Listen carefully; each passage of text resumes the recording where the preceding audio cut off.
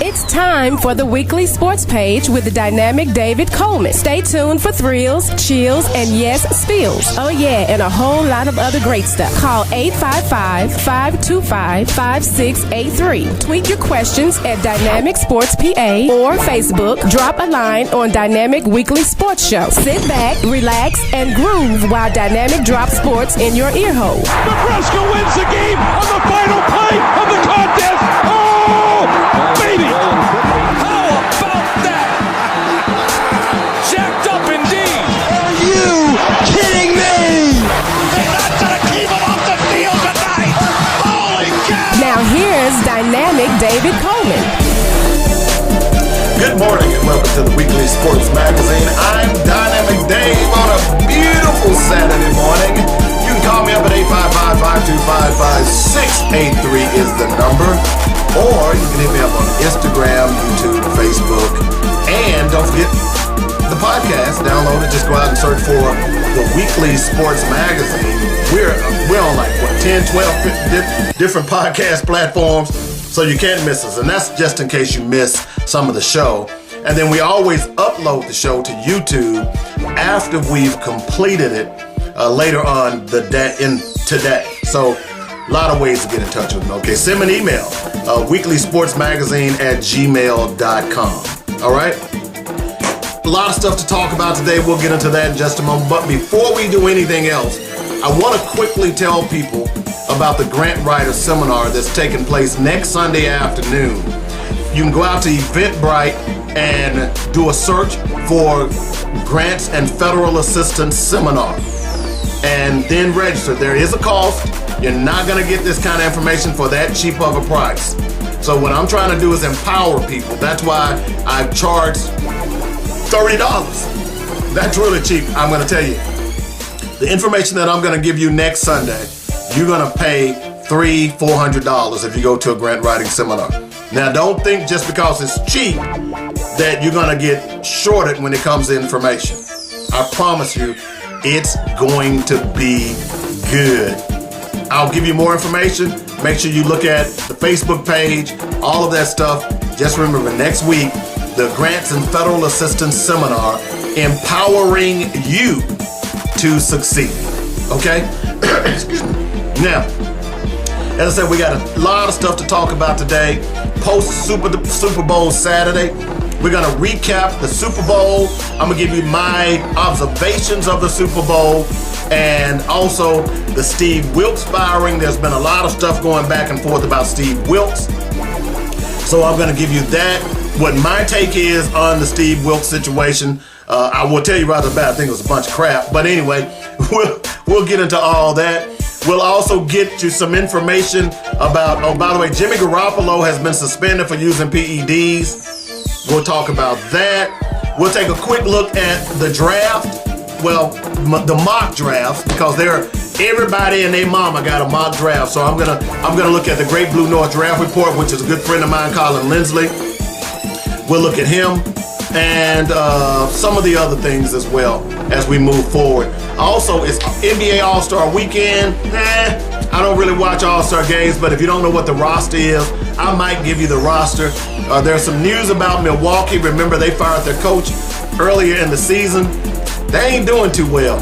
And I like Doc Rivers, but they ain't doing too well.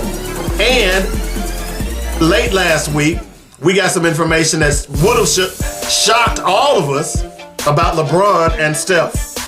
Yeah, we're going to talk about that as well. Couldn't imagine. All right. So, as I said, we've got a jammed-packed show today. Okay? So I hope you will stick and stay. Please don't go away. So let me go ahead and get my timer up so we can make sure that we are on time today. And we'll get this party started. Just want to remind people that we still play the best old school bumper music. We got to work that out. So right now we're just playing our regular bumper. All right, but we'll throw some music in there ever now and then. Okay. Now, before we get started, I want to do some shout outs. And I want to do a special shout out to Sophia Nicely. Sophia, have a great day. Sophia's in the Dallas-Fort Worth area. I hope you're having a great day. Keep that smile going, baby, because all you can do is smile. All right? So, yeah, we're starting in the DFW today. And everybody else is in the DFW area. Thomas Carter, my good friend from back in the day. Good morning and welcome to the Weekly Sports Magazine. Also, who else is down there? Everybody. A lot of folks from Arkansas. This show, by the way, if you hadn't figured out, now emanates from the DFW area. The DMV area that is up in the Maryland, D.C. and Virginia area. Some of you all are just now figuring out that I've moved. Well, you should pay attention. But anyway, shout out to all the folks in the DFW area. So many people I won't even begin to say. Shout out to my good friends in San Antonio. That's my favorite city in Texas.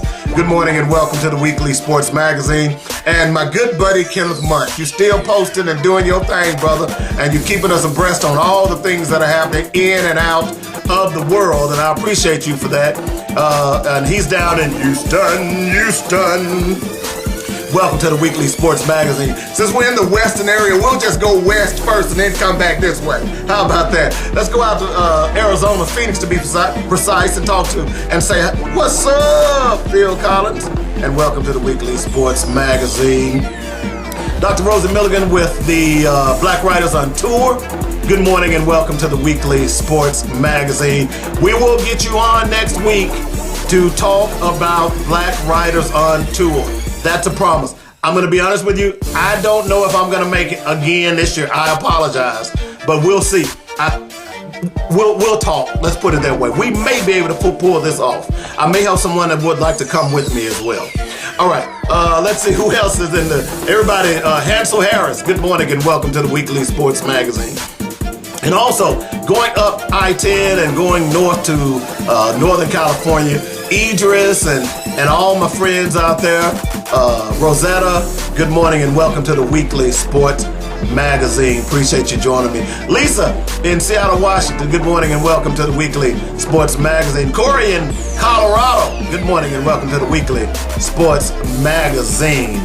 Now, let's come on back to Chicago and holler at my baby girl, my favorite daughter of all time. She is so beautiful. Things are happening in a positive way for her. Good morning and welcome to the Weekly Sports Magazine. Appreciate you joining me. No ifs, ands, or buts about it. Now, coming down to Little Rock. All my friends in Little Rock, I just talked to Raven Hunter. Good morning and welcome to the Weekly Sports Magazine. Appreciate you joining the show. Roderick, Rodney, Kelly, Eugene, all you brothers that has gotten me in this business, another business that I'm starting. Good morning and welcome to the Weekly Sports Magazine. Dr. Karan Lott, good morning and welcome to the Weekly Sports Magazine. Also, who else we got down there? Man, I'm gonna start mentioning names. Ariel Jefferson, good morning and welcome to the Weekly Sports Magazine. Appreciate you joining me. Let's see who else. Man, there's so many people in Little Rock. Carl Daniel, Samuel Hudson, Dwayne Hudson, Aaron Hudson. Good morning and welcome to the Weekly Sports Magazine. Crystal Porter, good morning and welcome to the Weekly Sports Magazine. Appreciate you joining me. Woo, so many. Let's go down Southeast Arkansas. Everybody down way of El Dorado and Dragnolia, Arkansas. How y'all doing? Roy Williams, good morning and welcome to the Weekly Sports Magazine. All right, New Orleans, just celebrating Fat Tuesday. They said bon temps roulette, baby. That means let the good times roll, and I know y'all did. Good morning and welcome to the Weekly Sports Magazine. Can't see that I'm going to P-Town in New Orleans anytime soon. I've kind of had my share of the South. I'm just going to be honest with you. Welcome to the Weekly Sports Magazine. Atlanta, Stephanie, Ann Smith, all you folks down there, good morning and welcome to the Weekly Sports Magazine. Yeah. And last but not least, here in the DMV area, I certainly got to give a shout out to Akili, Sonetta, Serenity, and Justice Coleman. I did say Coleman, right? They my blood. Yeah, okay. Welcome to the Weekly Sports Magazine. It's so nice to be around family that loves you. No ifs, ands, or buts about it. And I can't forget about my boy Larry Ridley, right up the way in New Jersey. In fact, New York is only about a 3.5 hour drive from me. I've never been to New York. I'm gonna make that trip here real soon. Trust me. Welcome to the Weekly Sports Magazine. Yeah. So there you have it, folks. That's me. As I said, we got a lot of stuff to talk about. We'll get into all of that here in just a second. I don't really know where to start. But I'll tell you what, let's go ahead and do this, because this first hour, we're going to recap the Super Bowl. All right? We're going to talk a little NFL this first hour, and probably into the second hour as well. Okay? So let's do that now, and we'll take a break. Then we'll come back and do some more NFL. But let's start off with what the news of the day. And that news of the day is Jimmy Garoppolo has been suspended for 2 games. Now, I'm going to be totally honest with you. I'm not broke up about that. Why would I be? I'm not a Jimmy Garoppolo fan by any stretch of the imagination. I think he was one of those people who benefited from the fact, well, he's one of those people that really stole money. Okay? I'm just going to be real with you. Don't get mad at me. He's one of those people who stole money.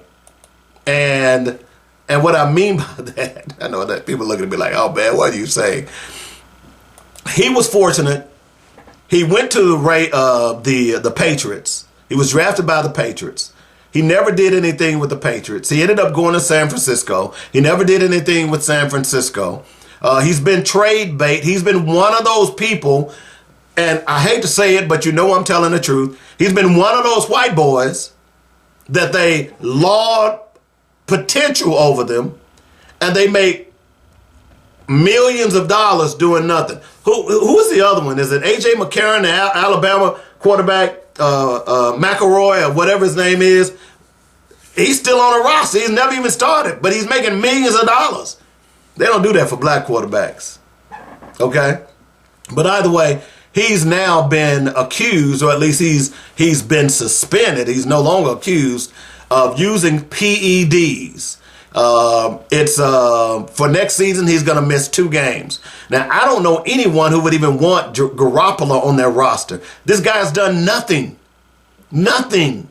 Okay? Let me do this, because you all know I use, for my data, I use Pro Football Reference.com.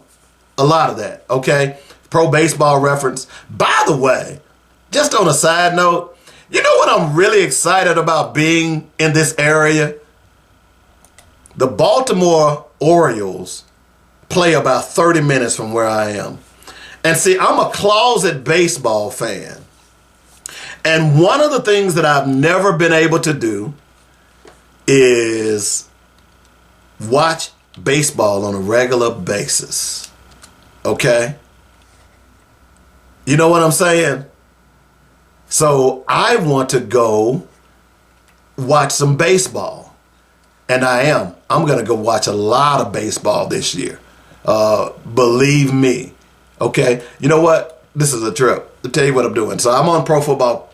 Oh, there he is. I was like, he didn't. So Jimmy Garoppolo has been in the league since 2014. Okay? Let's go to his stats. Because I'm going to tell you in a minute how much money he was guaranteed this year. You're talking about somebody that's stealing money. So he was drafted by New England, okay? In 2014, he was there for 3 years. Never played a down. You know, well, let me take it back. He did play a little bit.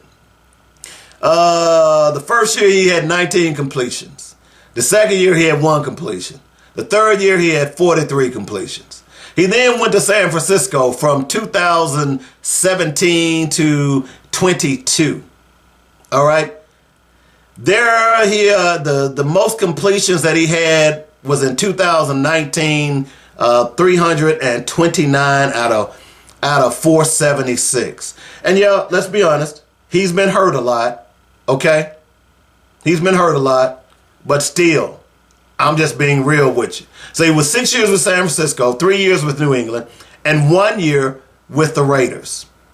And he had 110 completions. Now, here's why I'm telling y'all this.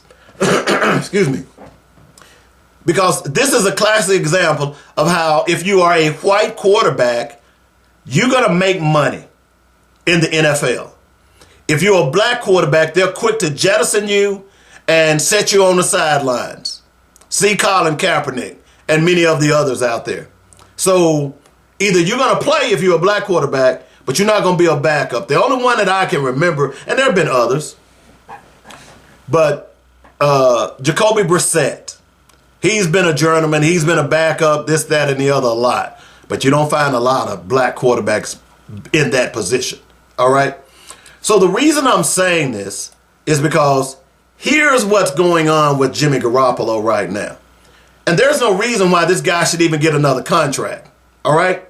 So he's going to miss 2 games next season for violating the NFL's performance-enhancing drug policy. Okay? It was reported by ESPN the violation related to his using a prescribed medication without having a valid therapeutic use exemption. Now, what that means is that he used something. If you're in the NFL or any of these athletes now, remember Sha'Carri Richardson? Well, actually, that's not a good example because Sha'Carri smoked weed. Okay? That's another story. But a lot of these players are getting suspended or they get caught up because they'll go take a drug.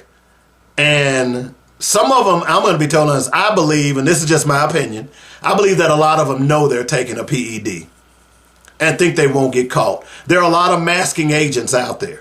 All right. And people are detecting. If they detect you've got a masking agent in your sample, then they will suspend you anyway. OK. But anyway, so these PEDs that are out here, a lot of guys take them. And then or they'll say, well, I ate something and I didn't know that it had so-and-so in it. No, that don't fly. Because you have what is called a formulary. The NFL gives you a formulary. And if y'all don't know what a formulary is, that's a drug regimen of all the drugs that you cannot take. All the things you cannot take. And then not only do you have, let's say if you're dumb enough to play football, but you can't read, then you've got someone you can contact at the office, at your league, not at your league office, but your team office. You've got a physician or someone you can call and say, hey, look, I'm about to take this, and this. Is it on the list? And a lot of times, a lot of your teammates know, hey, man, you can't take that. That's on the list. Here, let me pull it up. You know, nowadays it used to be a piece of paper. Now you can just pull it up. So Jimmy Garoppolo taking a performance-enhancing drug is a bit peculiar to me. Because why didn't you check with your team physician? Or if nothing else, say you're not in contact with the Raiders. You're currently on their roster, so they still would have spoken to you, I'm sure. But if not, you can contact the league office. There's no reason why you should be taking a performance-enhancing drug. And to be totally honest, you probably should have been taking it years ago because your performance has stank. It stank. I don't mean to be mean, but this is kind of crazy, man. Okay? But here's what I'm talking about. This is what I'm getting to. All right? The Raiders are expected to release Garoppolo. Good. He needs to go anyway. He was garbage. Before the 5th day of the new league year in mid-March. I think that's March 8th, if I remember correctly. So they can avoid paying him $11.2 million as a roster bonus. Okay? According to SportTrack, Garoppolo's fully guaranteed $11.2 million salary for 2024 will most likely void due to the suspension. Let me say that again. That would mean that upon Garoppolo's release, the Raiders would have a dead cap salary hit of $17 million and free up $10 million in cap space for 2024.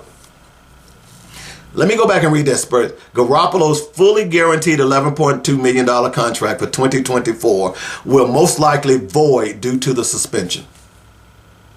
So in other words, bro, whatever you took just cost you $11 million. $11 million. Now, I know you probably got something socked away because people been loving on you for the last 8-9 years. But $11 million is $11 million. Okay? I'm going to be honest with you. It's like me losing $100. Hey, man, I get kind of tested when I lose $100 at the casino playing blackjack. So, and I'm not laughing at Jimmy Garoppolo, but I'm just giving you an example of how these quarterbacks continually make money, sit on the sideline. If you want to be on an NFL roster and not do anything, look, let me tell you like this. I'm going to be honest with you, okay? If I go on the NFL roster and I ain't out there having a hit every day, I'll sit on the bench and make that minimum. I ain't mad at him. I ain't mad at Jimmy Garoppolo, but it's time to pay the cost to be the boss. And that $11 million, and look, I'm happy because that saves the Raiders some money. So maybe we can, do something with the quarterback thing. You know what I'm saying, Vern? You know what I'm saying? All right, tell you what. We're gonna take our first break. Like I said, we're gonna let's see what else we want to talk about as far as the NFL. We're gonna talk about the Super Bowl. We're gonna talk about the firing of the. We want to take a quick look when we come back at the mock drafts, and then we'll get into the Super Bowl talk, and it'll probably spill over into the second hour as well. But right now, we need to take a break. Don't forget the Grants and Federal Assistance Seminar that's taking place next weekend, Sunday at 3 p.m. Central, 4 p.m. Eastern. Just log on. And if you want information and you can't find out where it is, call me at 615-554-0568, and I'll give you the information on how you can sign up and get to it. It is online. It's not in a building. So you're going to have some type of computer savvy. Get your little kid or somebody to help you. All right? But if you're trying to get a nonprofit, if you're trying to get grants for your nonprofit, I'm going to even give you proposal writing tips. You need to be in the place. Back in a moment. It's the Weekly Sports Magazine. I'm Dynamic Dave on JoyNetRadio.com. Hi, I'm David W. Coleman, host of Black Focus Radio and the Weekly Sports Magazine. We here at JoyNetRadio.com would like to thank you for all the love and support you've given us. Our goal is to keep you inspired and informed daily with quality programming from gospel music, news, talk, and sports. Log on to JoyNetRadio.com for the program lineup, and while there, be sure to make a donation. Then download our app and carry us anywhere in the world. Please continue to spread the word about JoyNetRadio.com. And if you are an entrepreneur or have an upcoming event or you'd like to start a show, let the professional writers and producers here at JoyNetRadio.com help you get the word out. Call me at 615-554-0568 for more details. In the meantime, stay informed and inspired daily right here on JoyNetRadio.com. David W. Coleman here for Coleman's Dynamic Rib Rub and Rib Nuts. Go to ribrub.com, that's RIBBRUBB.com right now, and stock up on the best dry marinades for baking, grilling, and smoking your favorite meats. 3 great flavors, hot and spicy, original, and scorching. Try them at your next cookout and you will shout, bake it, grill it, shake it, oh yeah! Only one place to get Coleman's Dynamic products, that's ribrub.com. Easy to order, and I'll ship direct to you or to friends and family anywhere in the United States. While on the site, be sure to check out other great items, especially the rib nuts. Who'da thunk it? Peanuts sauteed in a barbecue marinade? That's just crazy good. Get them at ribrub.com right now, along with other great recipes. That's ribrub.com. If you don't like my rib rub or rib nuts, I'll give you money back. Do it today. That's Coleman's Dynamic Products at ribrub.com. Listen. Did you miss Dr. Ernest Gill from UT San Antonio? When you're making $455 million off these student athletes, and all you can come up with is $5,000, John Calipari makes $8 million a year, and his players are going to get $5,000 a year. The majority of these teams were white men and white males and females. Would this be happening? And I would say no, because their families wouldn't let it happen. But we're letting our kids get pimped. Join the Weekly Sports Magazine every Saturday, 8 to 10 a.m. on joinetradio.com. All right, welcome back to the second segment of the Weekly Sports Magazine. I'm Dynamic Dave. It's a beautiful day, by the way. We're expecting about 3 inches of snow today, so we'll see how that plays out. But those of you who know me know I love the snow, so it doesn't bother me at all. And up here, it's not like it is in Arkansas, where when it snows, everything shuts down, everybody panics. You know, as a matter of fact, I was out driving around earlier today and yesterday, and they've already started putting treatment on the streets. You can see it. It's already there. So we'll be okay. Trust me, we'll be okay. They used to this kind of stuff. All right, so what I want to do this segment, I want to look a little bit at the draft because it's important to me more so than anything else, because you all know I'm a Raiders fan and we got to get something done at the quarterback position. And I'm also curious because I'm fascinated because I've heard so many haters on Caleb Williams. It's amazing to me. Okay.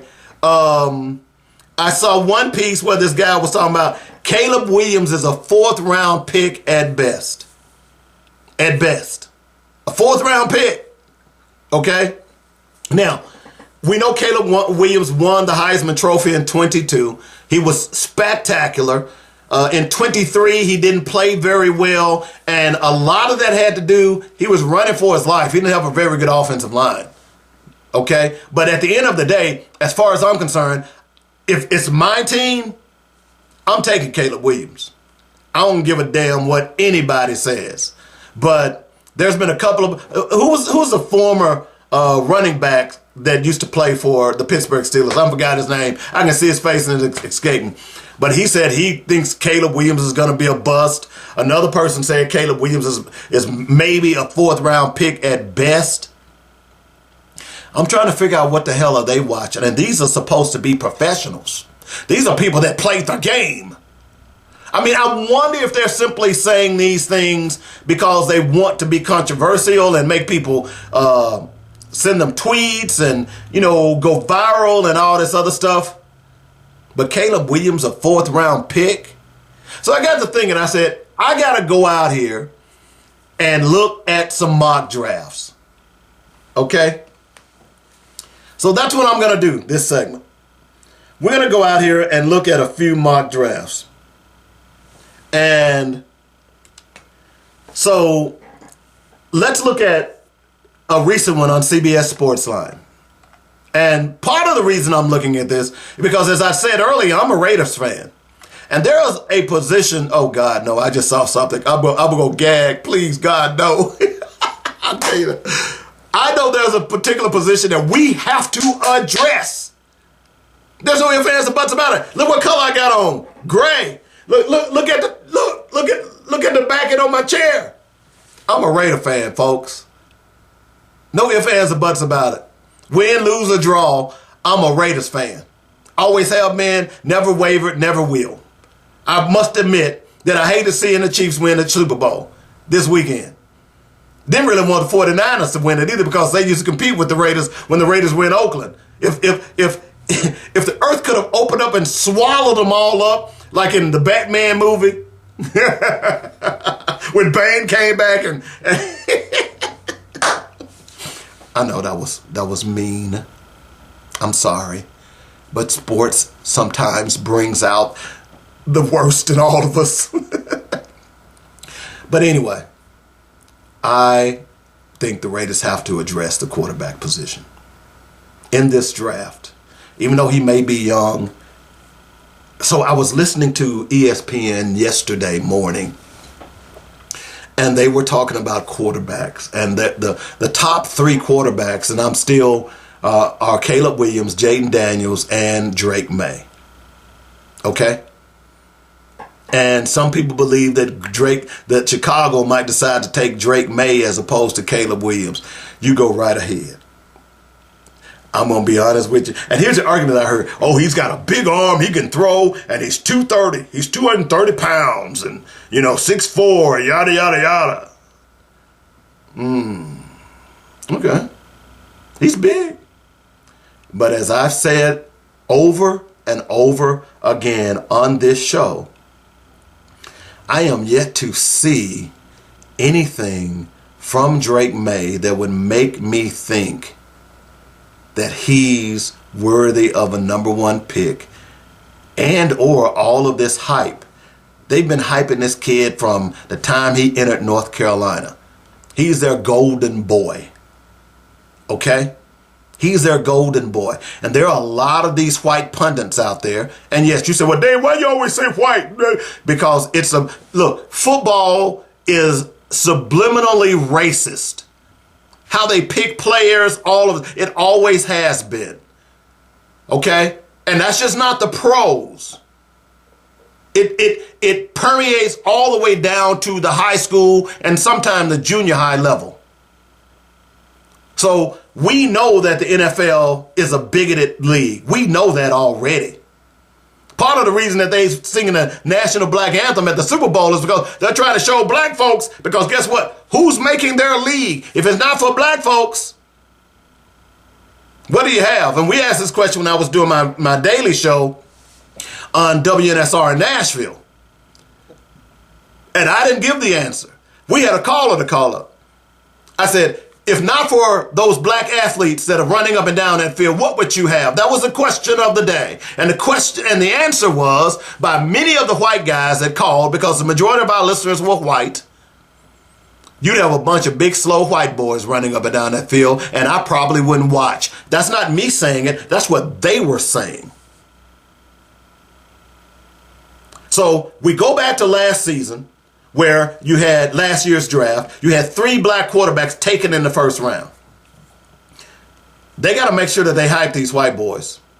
That'll never happen again. Because you're telling me that Drake May is better than Michael Penix Jr.? And here's all the things that they've said. Oh, first they try to say, well, he don't throw from the pocket. Bull. Yes, he does. In fact, he throws the best ball of everybody on that list, including Caleb Williams. You can't argue that. He has the best touch of anybody on that list, including Caleb Williams and Jaden Daniels and Drake May and J.J. McCarthy and Bo Nix. By the way, he beat Bo Nix twice. As you can see, my favorite quarterback right now is Michael Penix Jr., and I love for him to be in the black and silver. We're going to get to that here in a moment. But they don't talk about Michael Penix Jr. Took his team to the national title. They didn't play well. Notice I said they didn't, including Penix. But guess what? Where was Drake May? He was nowhere to be found.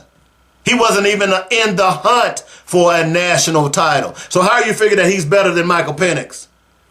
Are you saying that the teams around him was better? Maybe so. But he still had to get the ball there, and then anyone that saw that boy play, you counted him out every game this past season. The only one that he didn't live up to was the national championship game. And we know there was some nefarious non-calls in that game that should have been called.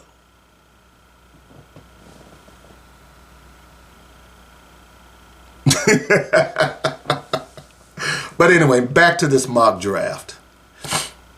This is on CBS Sportsline. Caleb Williams 1, Jaden Daniels 2, Drake May 3, Marvin Harrison 4. The Cardinals would love to get him. I'm just going to do skill players. At 6, Malik Neighbors going to the Giants.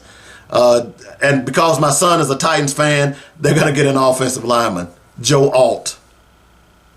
But they do need offensive line help. The Falcons, they're going to get the edge rusher, which I doubt. I'm telling you, I don't think Michael Penix is going to make it out of the top 10. But I'm just saying. Latu for the Falcons, Dallas Turner, from Alabama for the Bears. So the Bears get 2 top 10 picks. You pick Caleb Williams and you pick Dallas Turner.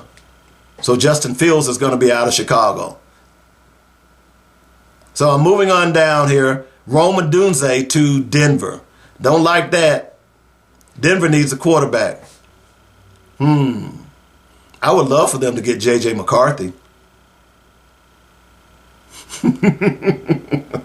At number 11 on this list, this guy has put J.J. McCarthy on this list for the Raiders at number 13. J.J. McCarthy, I'm going to say it again. The guy cannot read defenses, and he cannot throw. And I heard someone yesterday on one of the ESPN morning shows talk about, oh, you know who it was? It was Mel Kiper. He said that he has great touch on the ball. And I know that he didn't throw the ball much at Penn State in the Penn State game. Let me ask you a question. If you are a quarterback and your forte is throwing the ball, why would they not allow you to throw the ball in that game? Well, he did throw minimally. Even in the national championship game, he threw the ball very minimally. What won the national championship? Their defense and their running game.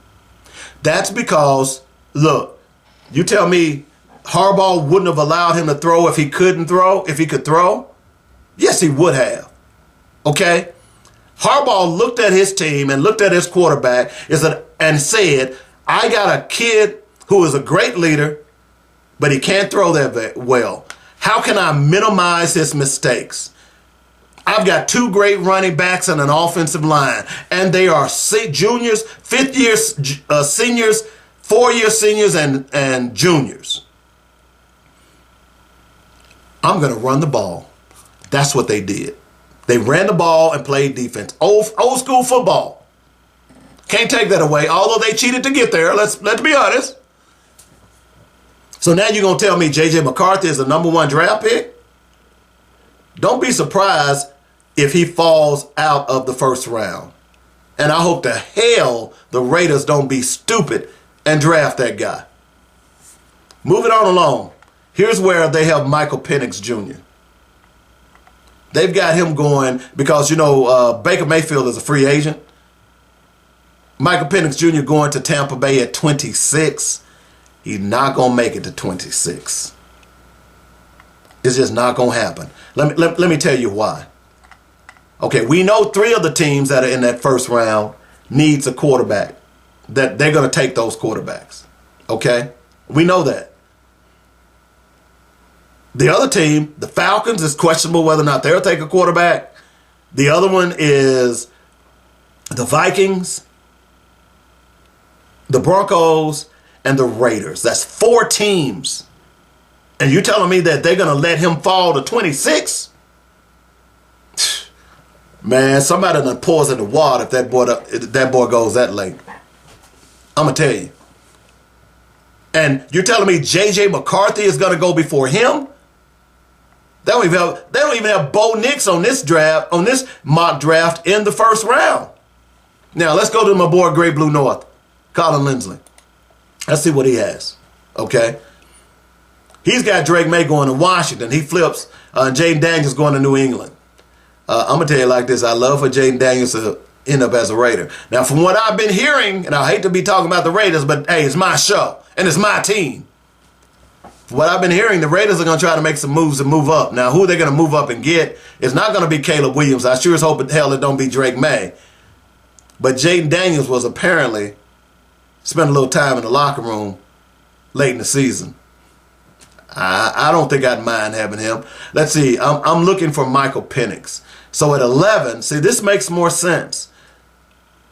Minnesota is going to draft Michael Penix Jr.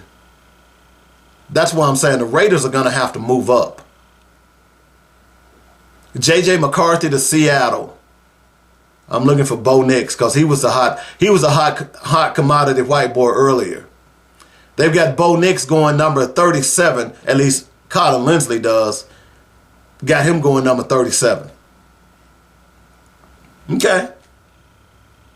All right. I understand. But anyway, so that's the draft. That's the mock drafts. That's where everything is falling out. We'll see how it plays out. But I wanted to touch on that because just listening to a national radio show, I get perturbed.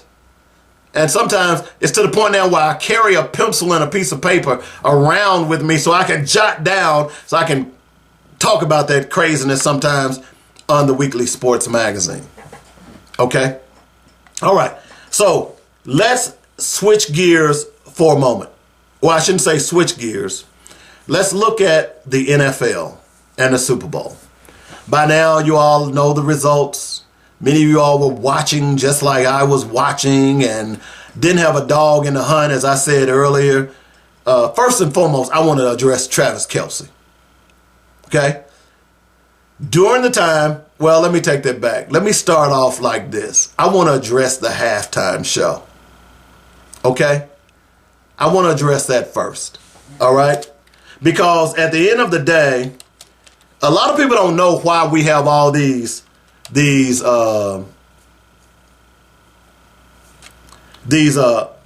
stars now doing the Super Bowl, right? A lot of people don't know why. Well, it was because of In Living Color. Y'all don't know, not the band In Living Color. Y'all do know it used to be a black rock and roll band called In Living Color. Did y'all know that? Did y'all know that? So a lot of people don't know that the reason they have all these superstars doing halftime shows is because of a comedy show that was produced by the Wayans. And if you all don't know, Jim Carrey came out of that. Gosh, so many people came out of that. Tommy Davidson, David Allen Greer, of course, the Wayans and the Wayan brothers, Paula Abdul used to dance on that. It was a groundbreaking show that was produced by black people. Now, here's the killer thing about it. Y'all don't know. It was actually on Fox. I told y'all earlier, Fox got its foothold because they were using black audiences to increase their ratings, their Nielsen ratings. You all know that, and I don't know if it's still true today, but back then, black people didn't fill out surveys. So when you got a Nielsen survey in the house, you know, how they did, Nielsen would mail, you know, these Nielsen surveys with postage paid for you to fill it out and they'll mail it back, and it would ask you what shows you watch. Black people wouldn't mail them back, just like black people hide from the census. I don't know why, but they do. So in order to make it more feasible, they would weight black votes. So in other words, when they got a census, not a census, but a Nielsen ratings packet back from a black community, they would rate it 1.5. All the other ratings in that packet for other communities was just 1. So Fox knew in order to be able to build their empire that they had to increase their Nielsen ratings. So what did they do? They had tons and tons of black shows on. In Living Color was one of them. And In Living Color was a damn good show. That was a good lick for Fox. So in 92, they had the Super Bowl. And what did In Living Color decide to do? Okay, we're going to move our show to halftime. So you watch the Super Bowl, and at halftime, y'all come over here and then watch In Living Color. They drew over 20 million people that night. After that, the NFL said, whoa, Nelly Bozo. We got to solve this problem. So they then started having all of these superstar acts. Now, I say all that to say that Usher was the act this past year. And at the end of the day, I'm not an Usher fan. Let me say that. He's okay. My daughter-in-law loves him. She actually went to Vegas to see him. He's going to be in the DMV area in August. They've already got tickets.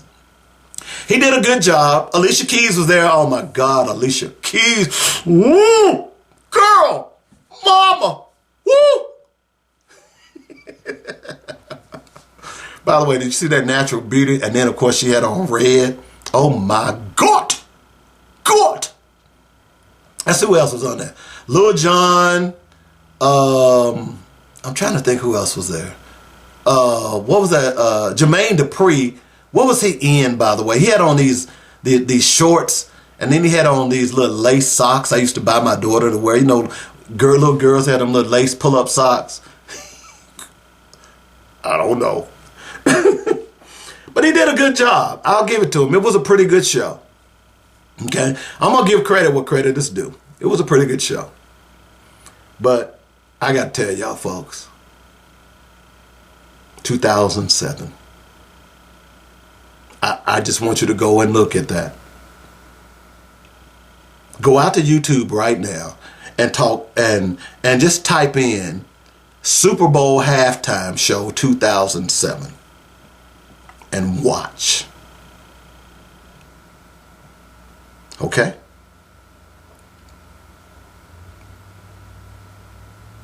Y'all know what I'm talking about yet? I said then, I was in Nashville, Tennessee, and I remember calling my god brother Samuel Hudson, screaming at him on the phone, telling him that they should just cancel Super Bowl halftime shows from this point forward. You know why? Because his royal badass did the halftime show, Prince, and he turned it out. So much so that his closing number was Purple Rain. And it was pouring down rain, and they turned the lights to purple, and the rain's falling down, and he's singing Purple Rain on that stage with, oh my God. It was unbelievable and unmatched. And what a lot of people don't know is prior to the show, it was in Miami. They went out and told Prince, they said, hey man, look, it's pouring down rain. Do you still want to do the show? Prince looked at him and said, can you make it rain harder? My boy.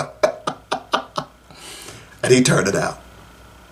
So that was the number one halftime show of all time. Rolling Stones has said it. You go and you look at the list, rate all the halftime shows. And that was over Michael Jackson too, girls and boys. I've been telling y'all for a long time that Prince was a better artist than Michael, but y'all don't want to believe me. Okay? But everybody who's done a ratings show for the halftime in the NFL Super Bowl, everybody to a man, woman, child, and turtle has listed Prince as number one. So since 2007, I watched the halftime show just to see, but I quickly reminded people after the show on Sunday that his royal badass is still on the throne, him being Prince. But it was a nice show. Take your hats off to Usher. I wouldn't spend money to go see him, but a lot of y'all do. And man, what's up with these damn concert tickets now? Cat Williams, I saw Cat Williams is going to be in Little Rock. Got tickets $600. Who the hell is going to spend $600 for Cat Williams? Yet I digress. Okay?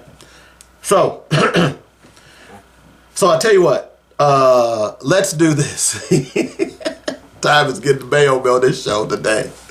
Tell you what. Because there's so much to talk about with the Super Bowl. So I had to throw that in because that's part of the Super Bowl genre. Just quickly. Reba McEntire sung the Star Spangled Banner. And all the white folks, oh, she did such a good job. It was simple. By the way, what was I think it was 87.5 seconds to sing the Super Bowl. To sing the national anthem.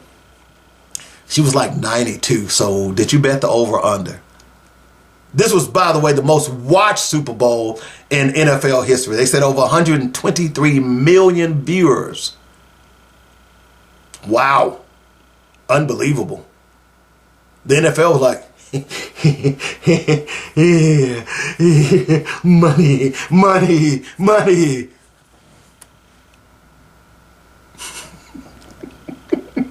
I can't stand NFL owners. I just can't, man. When you gonna get a brother there, by the way? Taylor Swift was involved. A lot of people tried to, oh, well, the reason I was that because it was Taylor Swift. Really? Really? Okay. All right, let's do this. Let's go ahead and take a break. When I come back, I'll give you some more observations about what I saw in the Super Bowl. I got to address this Travis Kelce thing as well. I just got to do it, man. Okay? And I'm not going to be as magnanimous as a lot of you all have been. I'm just going to tell you. Because I think what he did was a bunch of crap, and I think a lot of people have given him a pass. Back in a moment, you're listening to the Weekly Sports Magazine. I'm Dynamic Dave on JoyNetRadio.com. Ladies, are you looking for high-quality, natural products for your skin and soul? Skintentional is for you. We feature handcrafted, luxurious, natural baths and body care products. At Skintentional, we firmly believe that self-care should be an intentional and enjoyable experience. We strive to infuse every product with a sense of fun and purpose. Crafting each item with love and care, we take pride in selecting only the finest natural ingredients. From luscious shea butter to revitalizing essential oils, every element is carefully chosen to protect, restore, and enhance your skin's natural beauty. We provide skincare specifically with you in mind. Try our soaps, scrubs, and facial oils for children and adults. Skintentional has something for the whole family, including the man in your life. Self-care should be an intentional and joyous experience for all. Go to skintentional.com right now for great discounts and begin experiencing what skincare products should be. Bake it, grill it, smoke it. Oh yeah, at RearBrub.com. Holman's Dynamic Pepper Juice is lighting fires around the country. It's the new product from RearBrub.com. Use it on meats and vegetables. Add it to your gumbos and greens for an extra punch. Made with all natural ingredients, Coleman's Dynamic Pepper Juice will enhance the flavors of your favorite recipes. Order today on RearBrub.com. And while there, be sure to check out some of our other great products. It's developed with love and care using the best all-natural ingredients with no GMOs or preservatives. From snacks to seasonings, Coleman's Dynamic Products has something for everyone. Bake it, grill it, smoke it. Oh yeah, at RearBrub.com.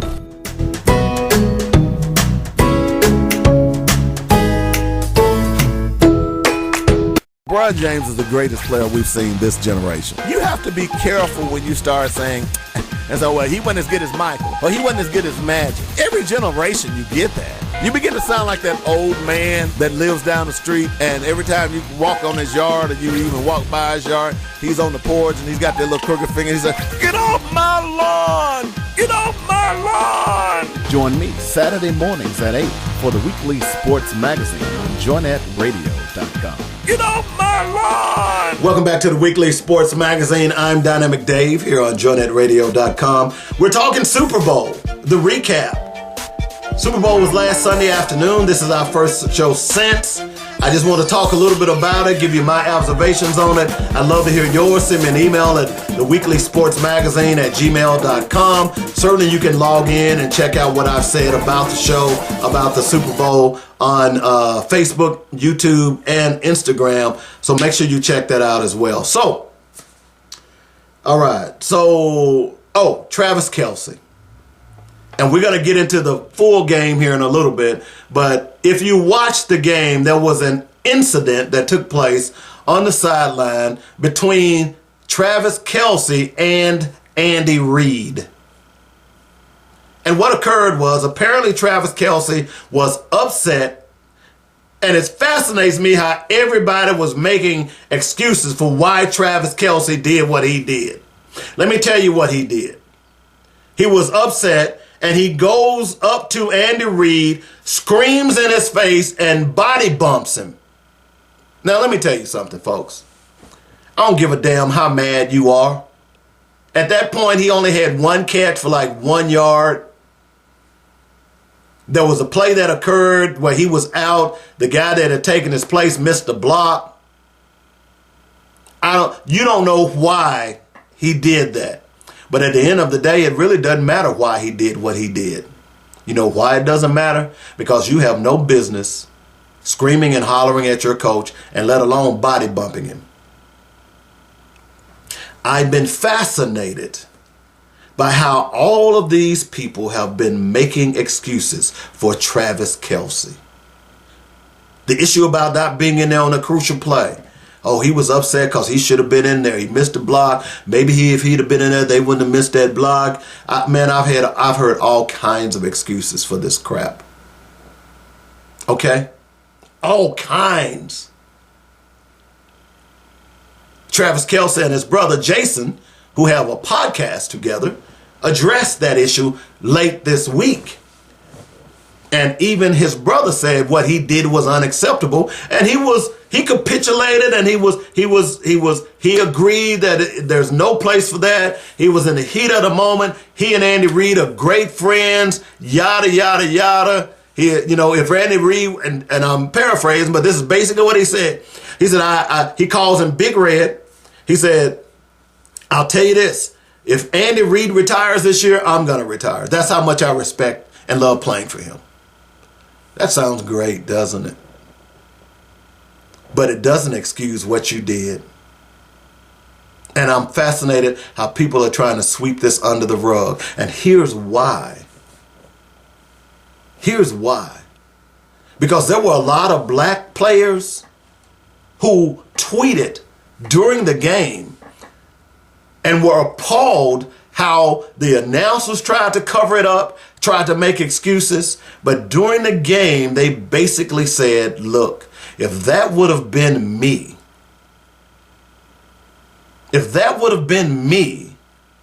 me being a black player, I wonder how people would have reacted. I'm going to ask you the question. How do you think people would have reacted had that been a black player?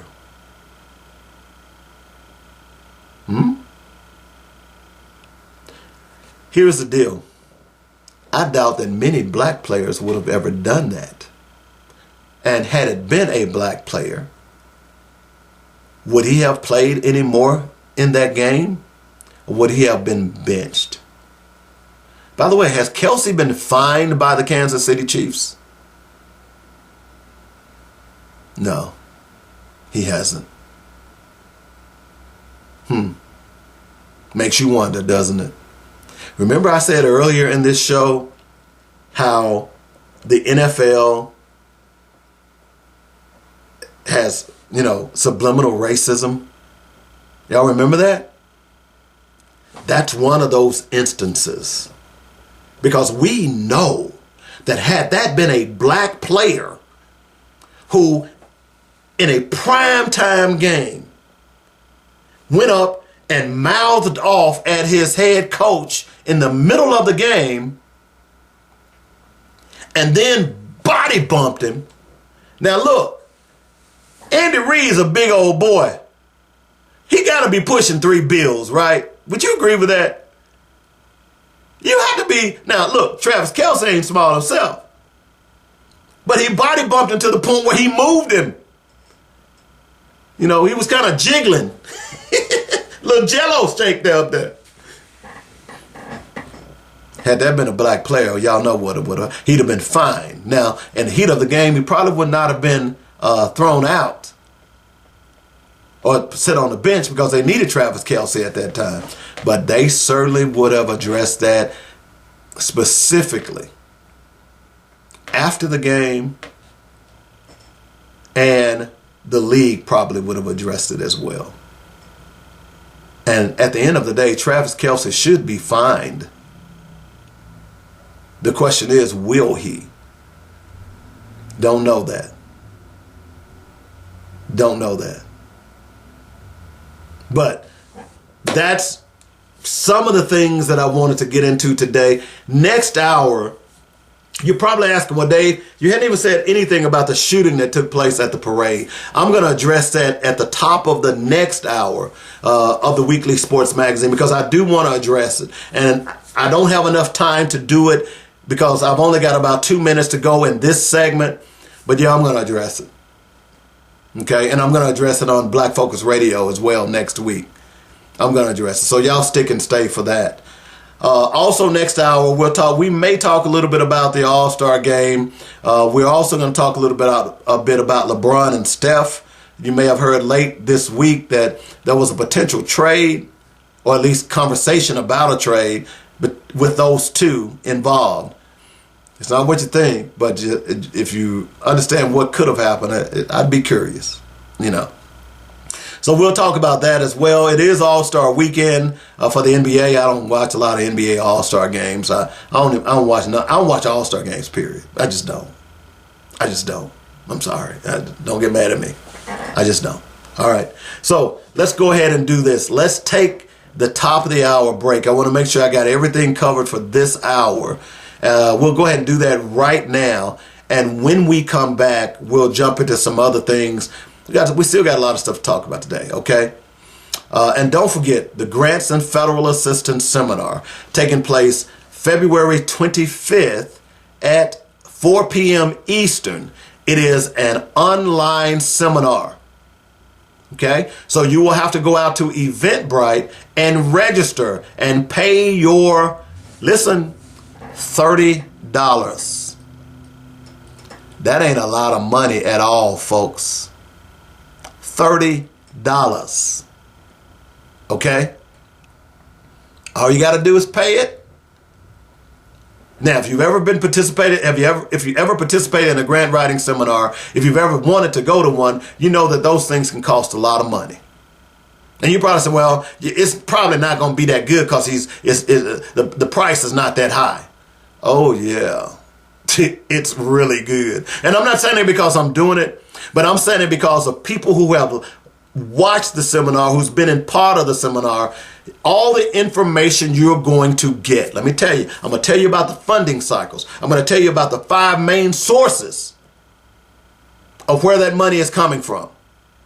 Okay? Yeah, I'm going to do that. I'm going to do that for y'all. Okay? I'm also going to give you proposal writing tips. Hello? How to write a summary. How to write an introduction. The budget. All of those things are going to be contained in the Grants and Federal Assistance Seminar that's taking place February 25th, 3 p.m. 4 p.m. Central. I should say 3 p.m. Central, 4 p.m. Eastern. I'm sorry, I still got to get used to this. And it's online and it's only $30. Don't miss this. We'll take a break. It's called the Weekly Sports Magazine. I'm Dynamic Dave on JoyNetRadio.com. It's time for the weekly sports page with the dynamic David Coleman. Stay tuned for thrills, chills, and yes, spills. Oh yeah, and a whole lot of other great stuff. Call 855-525-5683. Tweet your questions at Dynamic Sports PA or Facebook. Drop a line on Dynamic Weekly Sports Show. Sit back, relax, and groove while Dynamic drops sports in your ear hole. Nebraska wins the game on the final play of the contest. Oh, baby! How about that? Jacked up indeed. Are you kidding me? They're not gonna keep him off the field tonight. Holy cow! Now here's Dynamic David Coleman. All right, welcome back to the second hour of the Weekly Sports Magazine. I'm Dynamic Dave here on JoyNetRadio.com. We're here every Saturday morning, 8 to 10 a.m. And don't forget to check out Black Focus Radio weekdays right here on JoyNet Radio. That show airs 12 to 2 p.m. So you get a lot of Dave Coleman. Don't forget you can go out and download the app for JoyNet Radio. Looks like we're probably going to be on Buffalo Radio coming up here real soon. We'll give you information on that. But if you miss any part of the show, you can also go to the podcast. Just go to your favorite podcast platform and search for either show, Black Focus Radio, or if you just want the sports show, the Weekly Sports Magazine. You can also hit us up on Instagram, YouTube, Facebook. We repost the show after the end of the show, so you'll get that sometime today as well. Just go out and search for Black Focus Radio. We're everywhere, folks. If you want to be a sponsor, we need sponsors. Call me at 615-554-0568. We'll get you sponsorship all over the country. Okay? All right. So, a lot of stuff to talk about this hour. We're talking about the Super Bowl. And as I said earlier, I want to address this issue that happened at the parade, and we'll get into the game here in a moment. So yesterday, or I should say Thursday, the Kansas City Chiefs was having their victory parade, and afterwards, after it was over, there was a shooting. And there were thousands of people downtown. There were 12 people injured. One person was killed. Come to find out, it wasn't terrorist related. According to reports, there was a dispute with some young people, and of course they had a gun, and they got to capping. Stupid. In fact, I won't even say stupid, pure ignorance. Now, I'm not going to sit here and belabor the point. You all, if you've listened to my other show, Black Focus Radio, you all know what I feel about guns. I'm not anti-gun. I own a few myself, okay? But at the end of the day, if you remember late last week, I talked on Black Focus Radio about the mother in, Michigan, who was convicted because her son went to a school and killed 4 people. I've been a long-time advocate that if your child uses a weapon that is yours, then you should go to jail. We don't know that that was the case in this particular, because from what I understand, they've arrested some juveniles who did this. But the fact that you would go out and do this in this type of event where everybody was having a great time, black and white, male, female, and you would have the temerity to shoot up a parade,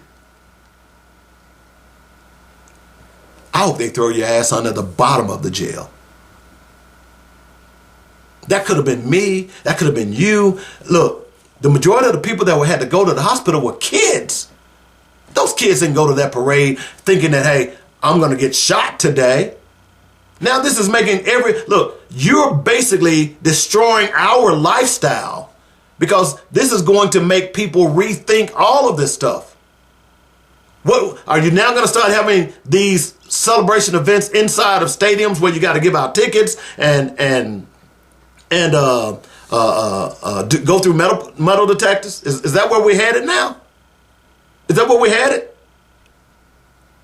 I hope that we're not. And I hope, and I heard the Kansas City mayor say that we are not going to give in to this kind of violence. If we win again, we're going to have another parade. And I'm glad to hear that. I'm glad to hear that. So, all right. So I want to talk a little bit about the game itself. And I will tell you that my grandbaby may run in here at any moment. So she might jump up in my lap. So you might see her in a moment. All right. So I want to talk a little bit about the game. A lot of people were expecting a high-scoring game. I didn't really know what to think. I've even forgotten what the over-under is. I really didn't care, because I didn't, I follow the gambling situations, but I'm going to be honest, I really didn't care. But the final score was 25-22. And it was an entertaining game. Unlike most, depending on who you're rooting for, I don't really want to see a blowout, particularly if my team is not involved. I want you to keep me interested, okay? And it kept me interested the whole game. It was fascinating. The offenses weren't doing much of anything. It was more or less a defensive struggle, which from my perspective, I like defense. I don't want to see a 45-42 game, okay? I don't really want to see a 38-31 game. Staying in the 20s, that's keeping everybody involved. Loved it. There were some interesting things, though, because early on, as I said, Travis Kelce had only 1 yard in the first half. He exploded in the second half. And I couldn't help but to think back to the AFC Championship game between the Chiefs and the Ravens. San Francisco went into that game to shut Travis Kelce down. They went into that game to shut him down. 49ers were up 10-3 at the half. To hold the Chiefs to 3 points in the first half was unbelievable. It was unbelievable. There were more free throws kicked in this game than any other NFL Super Bowl game. I know that's redundant. NFL Super Bowl with Super Bowl game. It was a defensive struggle. I know a lot of people didn't like it. Brock Purdy had only 255 yards. Mahomes had 333 and 2 touchdowns. Purdy had 1. McCaffrey had 22 attempts, 80 yards. He was gashing them early on. Why they went away from that, I don't know. We're going to talk about that here in a moment. He also had 8 receptions for 80 yards, he being McCaffrey. By the way, McCaffrey is a bad boy. Travis Kelce had 9 receptions for 93 yards. I told you he had only, basically 1 yard in the first half. He was mad. That's why he did the body bump. Okay. And oh, by the way, there were drinking games going on that every time you saw Taylor Swift, you had to take a shot. I wasn't involved in that. But yeah, it was it was interesting. So 10 points, 3 points in the first half. You think you got them? See, here's what I've learned about Patrick Mahomes. And I'm going to tell you, I hate that he's a Kansas City Chief. Because they have to play my Raiders. Although my Raiders tend to beat them at least once every year. But I hate Patrick Mahomes. Not as a person, but as an opposing quarterback to a team that's in my division. God, I hate him. But he's so damn good. You can never count this guy out. I believe he's won 3 Super Bowls out of the last 5 years. Are we seeing the evolution of the new Tom Brady? We'll see. But look, this was the worst team. They didn't have a real number 1 receiver. You can say, well, Travis Kelce, but typically number 1 receivers are outside receivers, not tight ends. Kelce did end up with 9 receptions and 93 yards. Had a big reception late in that game to get them to a point where they could tie. But they didn't even have a number 1 receiver.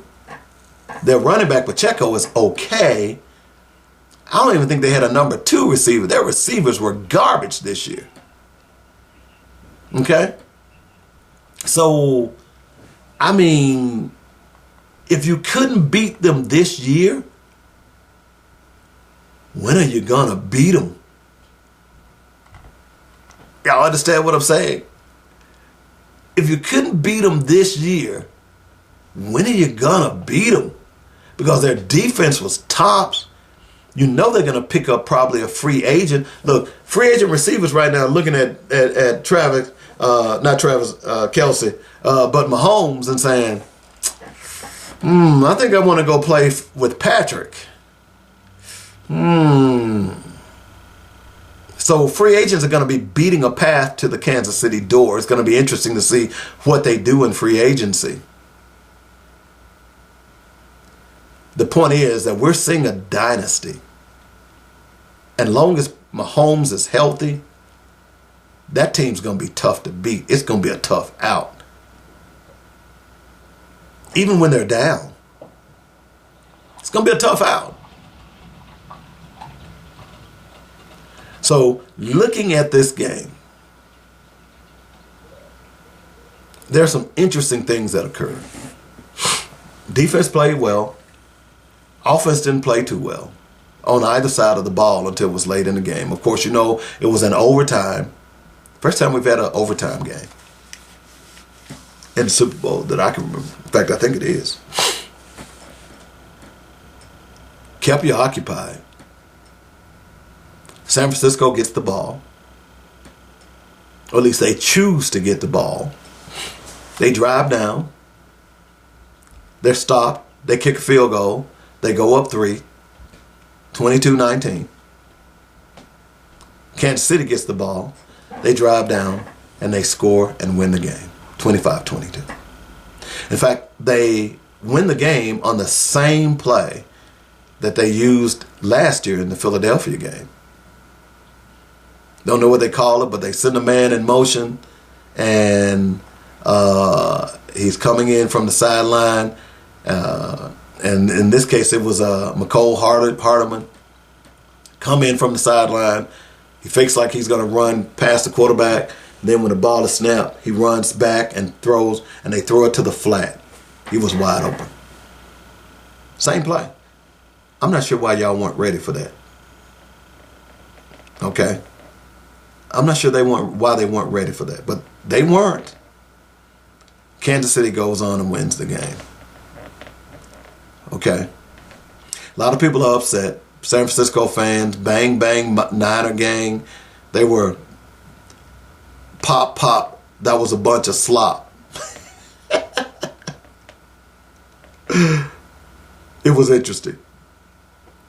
So, here's the problem I have with this game. Obviously, when things like this happen, there's some aftermath and there's some fallout. I thought San Francisco played a heck of a game. Their defense did. Their offense stunk up the joint. It really did. Their offense stunk up the joint. Okay? And there have been the questions, and now that we know Steve Wilkes has been fired, the defensive coordinator. Did you hear what I said earlier? Steve Wilkes and his defense held Patrick Mahomes to 3 points in the first half. They then went on to hold them to 19 points total for the entire game. That was a heck of a defensive effort. Steve Wilkes gets fired. Let me read something to you. Because a lot of people, and I've heard back and forth, oh, he should have been fired. Yeah. They went from this last year to this year. Well, maybe if you would have let him run his defense, maybe you would have been a lot better. Okay? But let me just read something to you. Because a lot of people believe that he was scapegoated. And see, Kyle Shanahan has a track record of screwing up big games. See Atlanta versus New England. You all remember that game, don't you? You remember? Atlanta came out and opened a can of whoop ass on the Patriots. A whole can. In fact, they got a case. They were up 28-3. You know what Kyle Shanahan was doing? Instead of running clock, he was running his scheme. If I remember some of those press conferences, he said he was running his plays. Well, he was, and this was part of analytics too. This is why sometimes analytics can get your butt in trouble. Everybody know that when you up, and you were up 25 points, what are you trying to do late in a game? You want that clock to milk. You want it to roll, baby. Now, what does it do? What makes the clock roll? Running the football. What was Kyle Shanahan doing? He was throwing the ball. And, of course, there were incomplete passes. So you know what was going on? There were incomplete passes that were stopping the clock. And then, of course, you weren't getting first downs. So you were turning the ball back over to the Patriots. And the Patriots ended up coming back and winning that game. Period. He goes on to San Francisco, gets this job, puts together a good team. Still can't get over the hump. Is it coaching? They didn't get over the hump this past Sunday. But he gotta blame somebody. So he blamed Steve Wilkes. Steve Wilkes, the black defensive coordinator, who was the interim head coach at the Carolina Panthers, has been in the league, around the league for over 20 years, has a particular defensive philosophy. So, he's only been there for 1 year. By the way, he also coached at the Arizona Cardinals. They fired him after 1 year. He's getting a raw deal. And I found it fascinating that there were so many people that were trying to blame Steve Wilkes and saying they should have fired him because the defense was one place last year and it was another place this year. I think DeMeco Ryans had them like number one in a lot of different categories. They dropped to like 9th or 10th. They still got to the Super Bowl. And you're telling me that defense giving up 19 points in regulation. Are you telling me that wasn't good enough? And y'all giving Kyle Shanahan a pass? 19 points in regulation. Okay? That's okay. Let me tell you how much the 49ers scored. 19 points in regulation. You would tend to believe that if Brock Purdy was as great as many of you all suggested, many of you all even suggested that Brock Purdy should be the MVP. How's that going for y'all right now? Based on how he played. I'm just asking for a friend. In fact, had the 49ers won, Brock Purdy would not have been the MVP, in my opinions. He would not have been the MVP. It would have had to be Jawan Jennings. You know why? Because Jennings not only caught a touchdown, but he threw a touchdown as well. His touchdown stats were better than Brock Purdy's. Hello? But let me get back to Shanahan. Because you fired Steve Wilkes, which was amazing to me. And when you go back and you look at this game, Purdy 23 of 38 for 255 yards, 1 touchdown. Jennings 1 of 1, 21 yards, 1 touchdown. Mahomes 34 of 46, 333, 2 touchdowns, 1 interception. By the way, if I remember correctly, when y'all got that interception, it was like a 3 and out. Didn't do anything with that. Was that Steve Wilkes?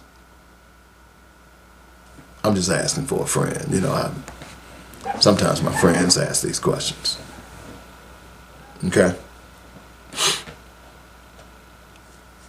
But let me remind you of something.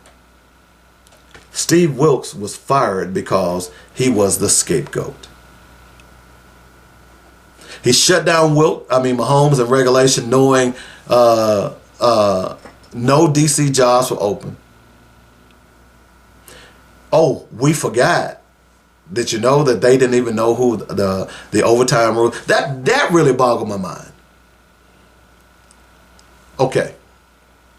They went to overtime. Okay. And San Francisco won the toss.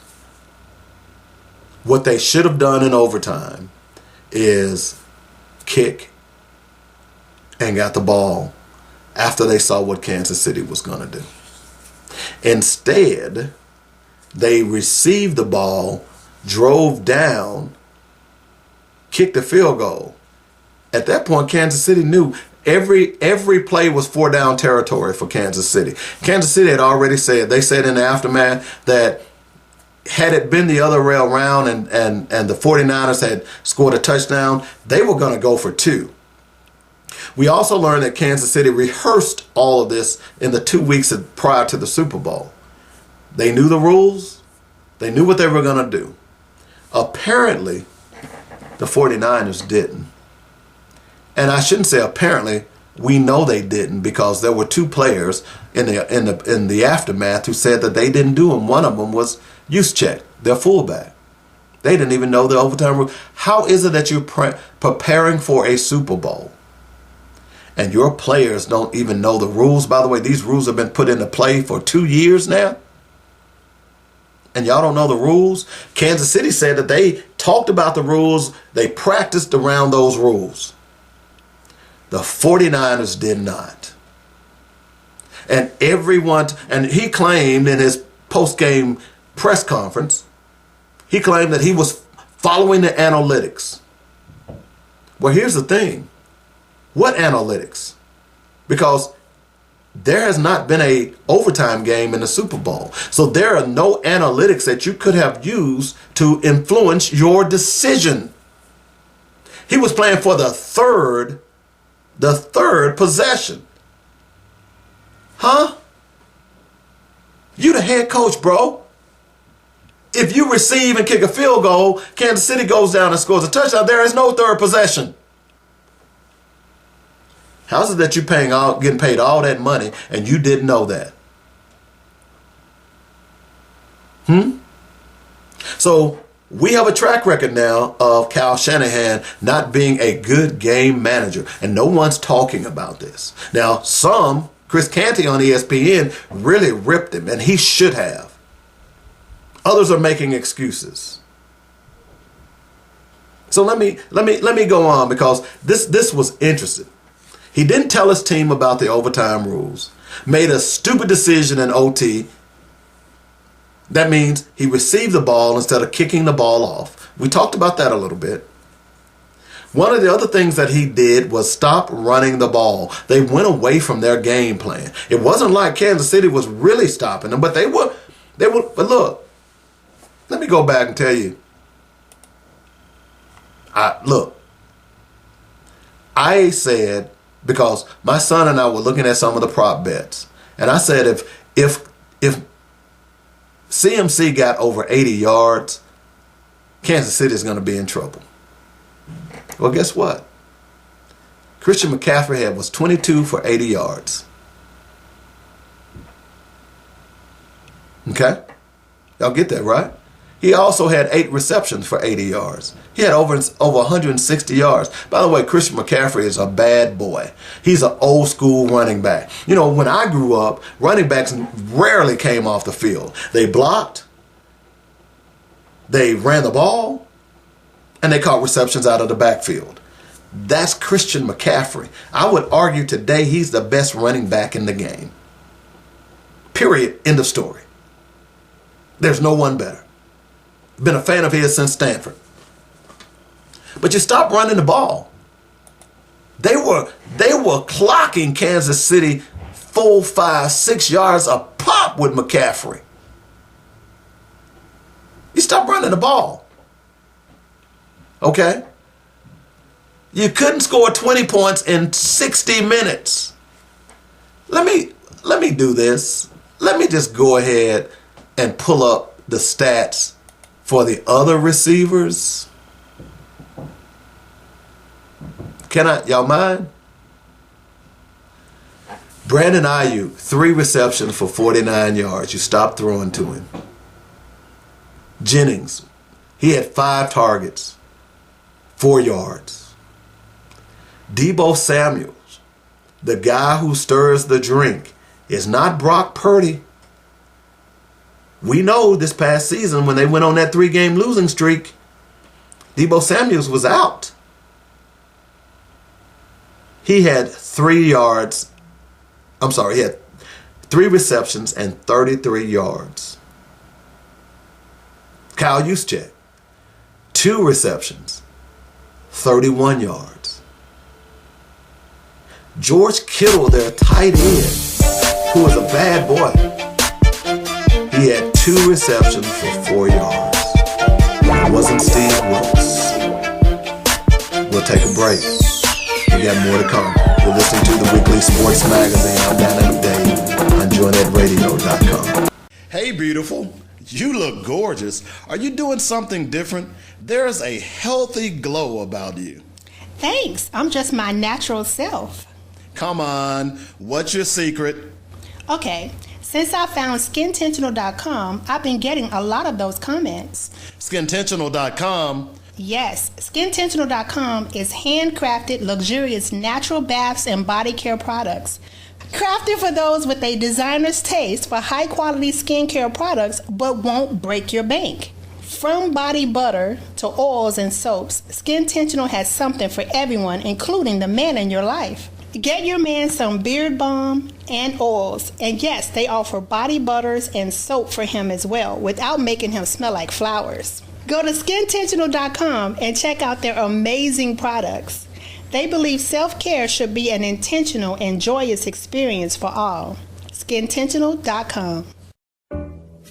Business owner, can I talk to you for a moment? How many people have come up to you and said, hey, I didn't know you had a business? Yeah, that can happen when you don't advertise. I have a solution for you. Advertise on joinetradio.com and let the world know that you're in business. I know what you're thinking. Advertising is so expensive. I've got a great package for you that will cut your expense and increase your bottom line.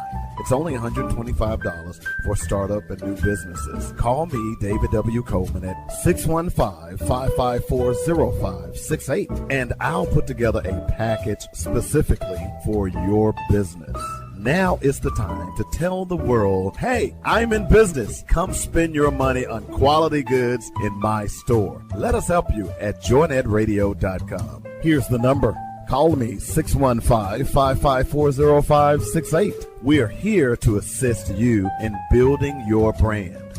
Coleman's Dynamic Products would like to thank you for all the support you've given us over the years. Our growth could not have happened without your purchases and word of mouth to your friends and family. That says you believe and trust us to provide Coleman's Dynamic Products with no fillers and all natural ingredients. We began with our flagship product, Rib Rub, and now it has expanded into snacks, seasonings, salts, rib juice, and pepper juice. We could not have done it without you. I'm David W. Coleman, founder and president, and I want to personally thank you for the encouraging words and support. Coleman's Dynamic Products will continue to be the best dry marinades, seasonings, and sauces you've ever put in your mouth. That's ribrub.com, RIBBRUBB, and you know what we like to say, bake it, grill it, smoke it, oh yeah. All right, welcome back to the show. We're recapping the Super Bowl, and I hope you enjoyed it. I did it. I thought it was fairly entertaining, but we're talking about the 49ers. There's not much to talk about the Chiefs. They did what they're supposed to do. They won the game. Patrick Mahomes was Patrick Mahomes. One of the things that you have to be aware of is not allow your opponent to take you out of your game. Okay? You got to have a game plan, and you got to stick to the game plan. That's why I was so tough on the Baltimore Ravens coaching staff, because clearly when they played Patrick Mahomes, particularly defensively, although in the second half they did play very, very well, they didn't have a game plan to stop Travis Kelce. Don't know why, but they didn't. He ate them alive.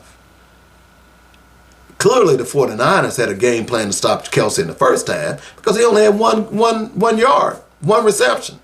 And that reception was one of those quick hitches, a tight end screen that went for 1 yard.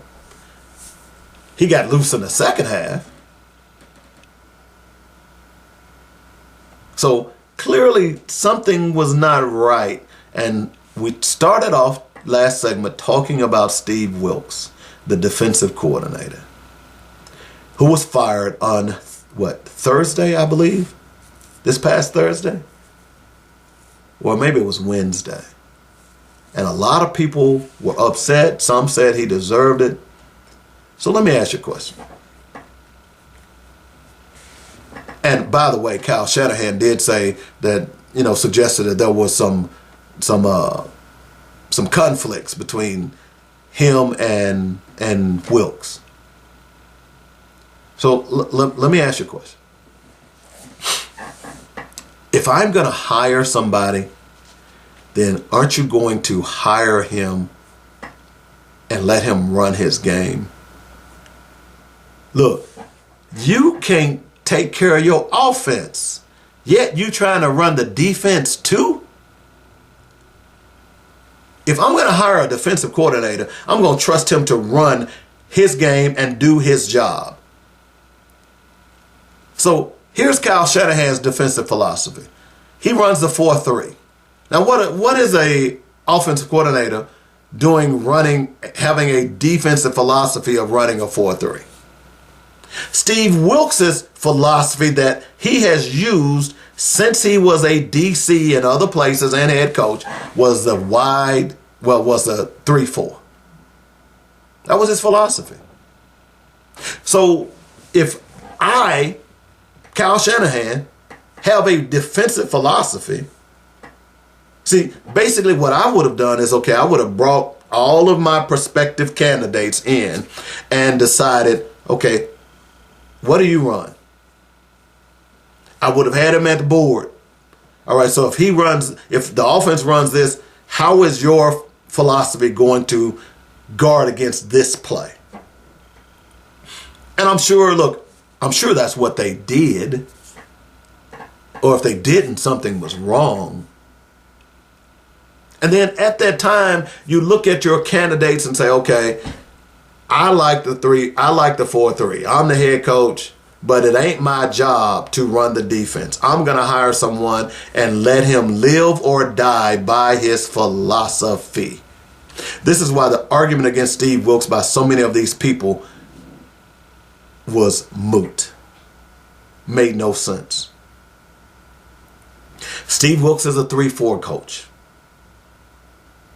He has his own philosophy. Okay?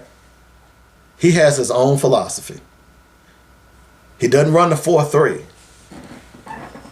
Apparently, Shanahan had a 4-3 playbook and made Steve Wilkes change his philosophy to run the 4-3. So not only did Steve Wilkes have to get accustomed to not only a new system, which is rarely what happens with coaches. Coaches bring their bag of tricks with them, and their head coach says, okay, this is what you're going to run, okay? If it don't work, then all of it's going to fall on you. Rarely do head coaches say, we run this, this, and this. This is almost like high school. Okay? This is what we run, you're going to run it. No. So he and Wilkes clashed. Often, apparently. There were reports that players were upset with Wilkes and this, that, and the other. Wilkes, last year, he blitzed 43% of the time when he was their interim coach at Carolina. By the way, before he took over Carolina, because many people thought he was going to get that job, and even the players lobbied for him to get that job. They were pretty damn successful before he was fired by Tepper. So there were rumors out here that the players and the 49ers didn't like the scheme and this, that, and the other. And, and I'm pretty sure the coach was helping to feed into that because he had changed the scheme. But here's the problem I have with this argument. When you interviewed Steve Wilkes, didn't you know he was a 3-4 quarterback? 3-4 coach. And if he didn't fit your scheme, why did you hire him? Hello? So again, all of this here falls into the lap of that man. You know that man? That man called Kyle Shanahan. So my point is this. Sure, they weren't where DeMeco Ryans had the defense last year because he had to come in and abandon his scheme to run Kyle Shanahan's scheme, who is an offensive coordinator. Previously, he blitzed 43% of the time. You know how much they blitzed this year? Only 19% of the time. So they weren't putting much pressure on quarterbacks at all. Not at all. Y'all follow this? So you don't think Steve Wilkes was a scapegoat? And I found it fascinating listening to some of the aftermath and all of these people trying to blame Steve Wilkes. The reason they lost that football game was not Steve Wilkes. I just told you that he held Patrick Mahomes to 3 points in the first half. And oh, by the way, let us not forget that one of the drives that the Kansas City Chiefs scored on started on, guess what? The 49 or 16-yard line. Did y'all forget about that? Did y'all watch the same game that I watched? And when I saw that play, I said to my son, he and I were watching the game together, I said, that's going to be a game changer right there. It was a punt. Y'all remember? It was a punt. San Francisco punted the ball. And guess what happened? It hit the leg of a San Francisco player at the 16-yard line. Kansas City recovers the ball, and they go on for a touchdown, and that changed the entire complexion of the game. So I would argue to you that the Steve Wilkes defense only gave up 9 points. Hello? Let me see if I can pull up the drives real fast.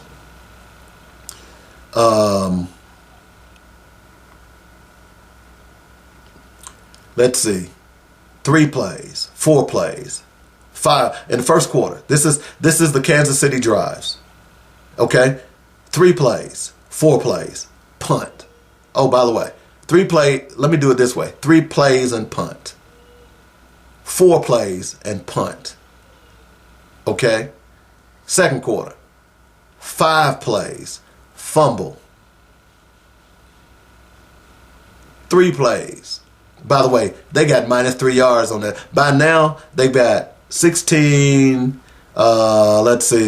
72, 82 yards right now. Okay? Finally, late in the second quarter, they keep the ball for 4 minutes, 13 plays, 65 yards. They kick a field goal. All right? Come out in the third period. Kansas City gets the ball, 3 plays, minus 2 yards, and an interception.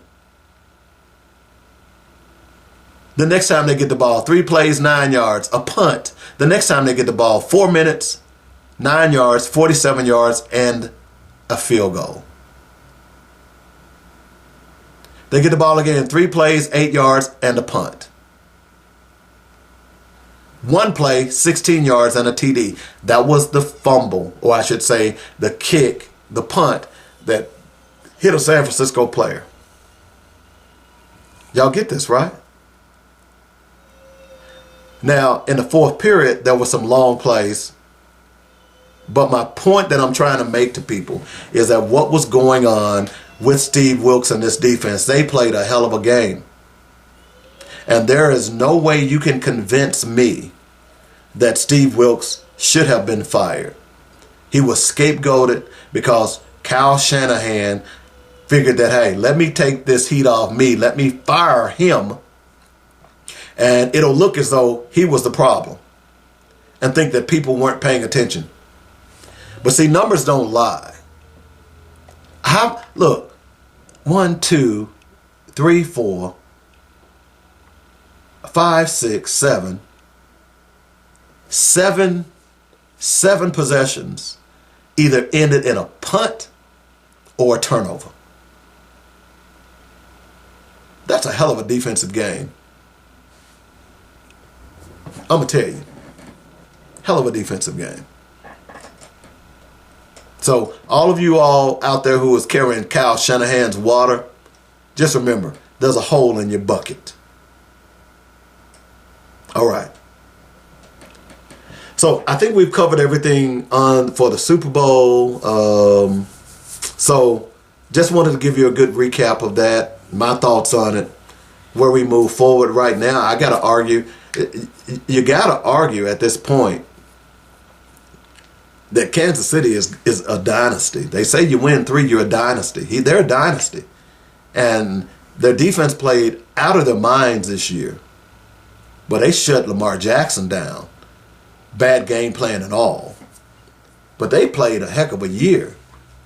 Now, I'm hearing that Chris Jones is a free agent. Are they going to bring him back or does he move on? I've heard rumors that he wants to go play for the Raiders. We'll see if that plays out. But the defense, again, all y'all want to talk about offense. Let me just say it again. Defense wins championships. Is that any dispute as of now?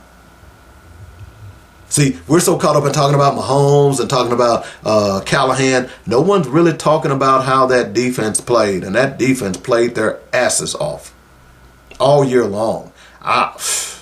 Man, I got to see Lamar up close and personal. That boy's a real deal. That defense shut Lamar down. Shut him down. That defense shut Purdy, Ayuk, Samuel, and Kittle down. Hello? Defense wins championships. That debate is over now, right? I hope it is. Okay, so let's flip the script. Let's talk a little bit about the NBA. There was a huge report last week or late last week that as you got to the trade deadline, and we talked about the trade deadline last weekend on the last show. All right. Oh, and by the way, Tiger Woods, first competition back. He draws from the Genesis Open. So, Tiger's done, folks. I hate to tell y'all that. I know we love to think about Tiger, but he's done. All right. But let's talk a little bit about the NBA. Because it's All-Star weekend, and there were some trade things that were happening. Okay? One of the trades that was allegedly proposed is the LA Lakers trade LeBron James to, guess who? The Golden State Warriors. That was a proposed trade. Now, it was, let's put it this way.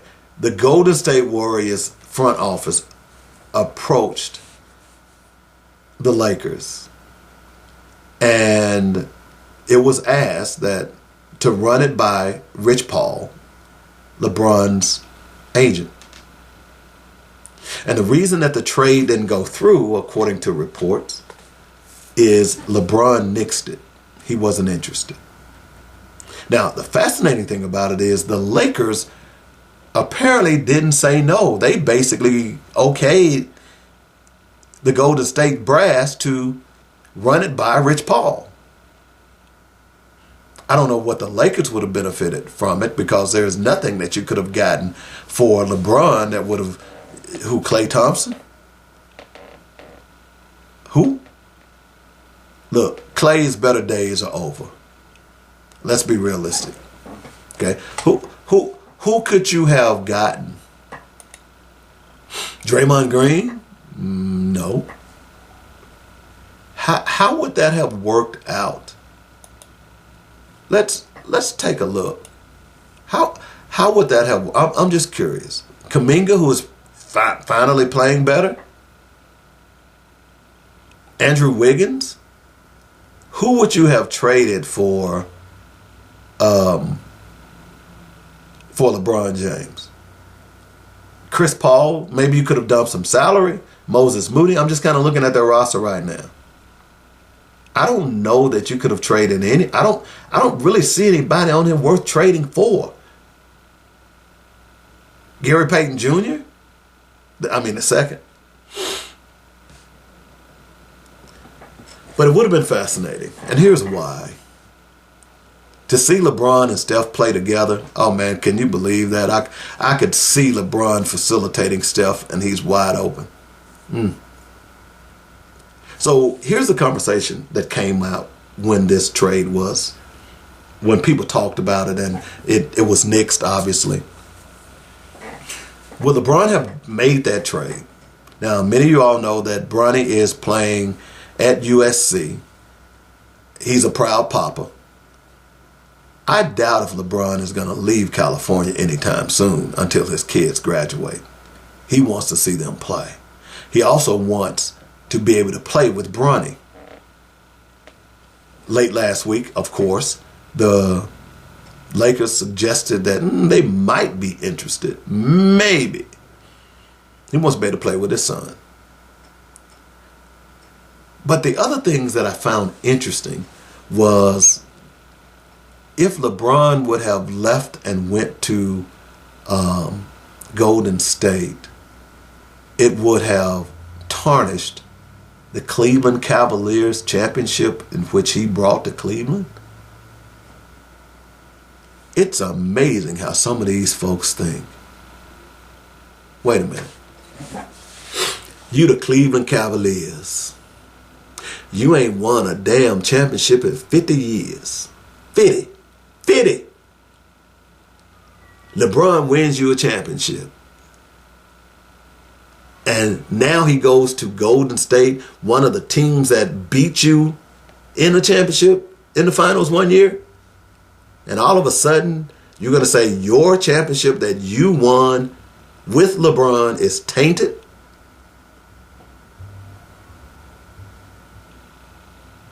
Y'all rolling your eyes? Because I'm rolling mine. Doesn't make any sense, does it? No, it doesn't. No, it doesn't. I'm going to tell you like this. There are rumors that Tom Brady is involved with the Raiders in the front office. Now, had Tom Brady became a Raider when he was 10 years ago, as much as I hate Tom Brady, and I'm going to tell you why I hate Tom Brady, because if anyone got preference in the league, it was Tom Brady. In fact, remember, they came up with a rule in the middle of a playoff game to help Tom Brady win a playoff. And they go on and win a Super Bowl that year. Y'all remember the tuck rule, right? They're going down to score. It's snow on the ground.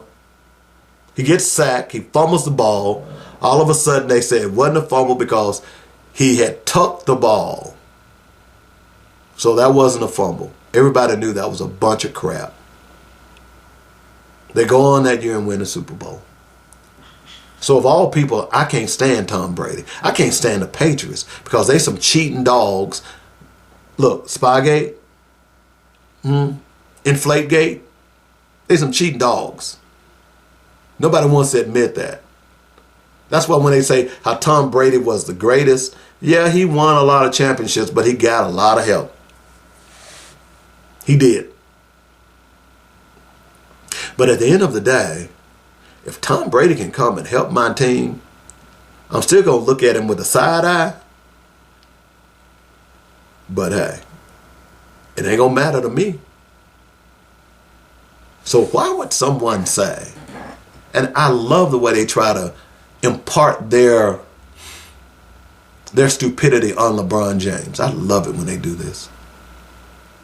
LeBron don't care about y'all. It's about his legacy, not y'all's. Sorry, fans. Whatever he wants to do with his legacy is his business. That's why I wasn't upset when he left Cleveland and went to Miami. That's what they do. Then you have people saying, well, you know, he didn't want to be like Durant. Well, the thing with Durant basically chickened out on Oklahoma City. Y'all were up 3-1. Y'all remember that? They were up 3-1. And you allowed Golden State to come back and spank that butt. And then the very next year, you run off to Golden State and you win too. And by the way, Durant thinks that he should be considered in the GOAT conversation. No, Kevin. No, bro. it would not have tainted it one bit. Sorry. Let's stop this stupidity. More of it. At this point, teams and basketball and sports in general is not the way it used to be. It's who I want to play with and who can offer me the most money. And I'm not mad at them, just like y'all tripping on NIL. It's who can offer these kids the most money because they deserve it, because they're the ones that's making the money for y'all. Anyway, I just thought that was fascinating. It would have been nice to see he and Steph play together, though, just to see what would have happened. Look, at the end of the day, I'm not a Lakers fan, so I don't care. I'm a 76er fan. A fan. But I am a LeBron James fan as well, because I like what he stands for off the court. And you haters. I saw a stupid meme, and we're going to take a break, that compared Patrick Mahomes to LeBron James. And I asked the brother, I said, man, I hope LeBron James is paying you rent, because he clearly hates LeBron James. I said, those are two different sports, two different disciplines. How the hell can you compare LeBron James to Patrick Mahomes? And I told him, I said, I hope you're charging LeBron rent for all the space he's taking in your head. Just stupid. Anyway, let's take a break. When we come back, we'll talk a little bit about the All-Star game and what's going to happen in the NBA this weekend. It's one of those things you put on the TV, but you don't really care. But if you watch some of the regular season games, they like All-Star games because they don't play defense. Back in a moment. You're listening to the Weekly Sports Magazine. Last segment coming up. I'm Dynamic Dave on JoinItRadio.com. Hi, I'm David W. Coleman, host of Black Focus Radio and the Weekly Sports Magazine. We here at JoinItRadio.com would like to thank you for all the love and support you've given us. Our goal is to keep you inspired and informed daily with quality programming from gospel music, news, talk, and sports. Log on to JoinItRadio.com for the program lineup, and while there, be sure to make a donation. Then download our app and carry us anywhere in the world. Please continue to spread the word about JoinItRadio.com. And if you are an entrepreneur or have an upcoming event or you'd like to start a show, let the professional writers and producers here at JoinItRadio.com help you get the word out. Call me at 615-554-0568 for more details. In the meantime, stay informed and inspired daily right here on JoinItRadio.com. David W. Coleman here for Coleman's Dynamic Rib Rub and Rib Nuts. Go to ribrub.com, that's RIBBRUBB.com right now, and stock up on the best dry marinades for baking, grilling, and smoking your favorite meats. 3 great flavors, hot and spicy, original, and scorching. Try them at your next cookout and you will shout, bake it, grill it, shake it, oh yeah! Only one place to get Coleman's Dynamic products, that's ribrub.com. Easy to order, and I'll ship direct to you or to friends and family anywhere in the United States. While on the site, be sure to check out other great items, especially the rib nuts. Who'd have thunk it? Peanuts sauteed in a barbecue marinade? That's just crazy good. Get them at ribrub.com right now, along with other great recipes. That's ribrub.com. If you don't like my rib rub or rib nuts, I'll give you money back. Do it today. That's Coleman's Dynamic Products at ribrub.com. All right, welcome back to the show. Last segment. Hey, I promise you to talk a little NBA here just to give you some updates. By the way, quickly, why isn't Jason Tatum ever mentioned in the MVP standings? You never hear his name. Someone suggests that that's because he's got so many people around him. He's not the one who has to carry the load. That is one of the dumbest arguments I've ever heard. But you rarely hear Jason Tatum in the MVP conversation. As a matter of fact, let me do this real fast. Let me see this. NBA MVP odds. Let's look at the odds. Okay. This is the Vegas Insider. Here are the odds. Jason Tatum is 6th on this list. You got Nikola Jokic. You got Joel Embiid, which is out because he's injured now. You got Shai Gilgeous-Alexander, Giannis Antetokounmpo, and Luka Doncic. Then there's Jason Tatum. I'm going to tell you. And look, given it, all of those guys that are ahead of him, they basically carry their team. Jason Tatum makes great shots, but he doesn't carry the team per se. But I would argue that if they take Jason Tatum out of that lineup, Boston is not leading. They're not. They're not leading their division. They're not leading the conference. Don't make any sense to me. But anyway, talking All-Star game. By the way, Doc Rivers, he's 3-7 since he's taken over. Where's Adrian? Adrian! It's kind of odd, isn't it? Love me some Doc, but Doc ain't getting it done.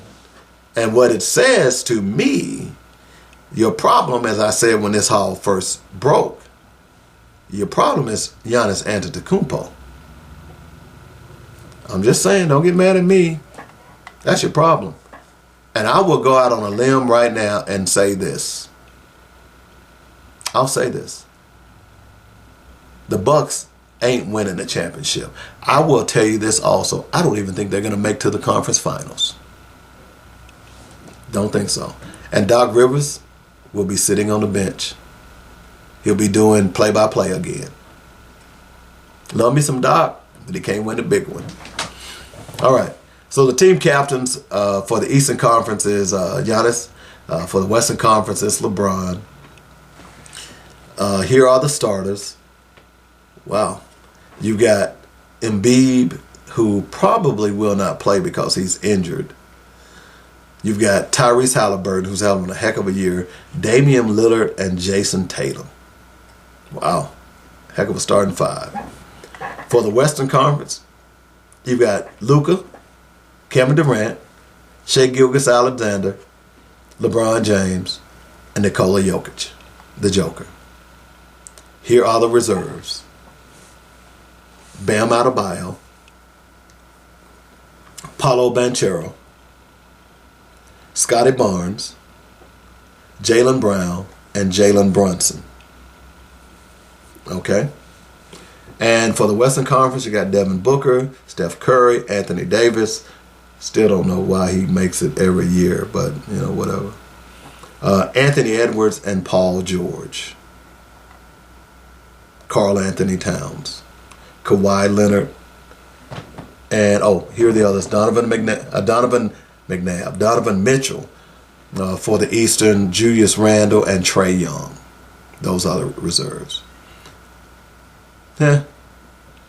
We'll see. Chris Finch is a coach. I'm not going to watch any of this. They've got some has-beens or some guys from the G League who's participating in the dunk contest.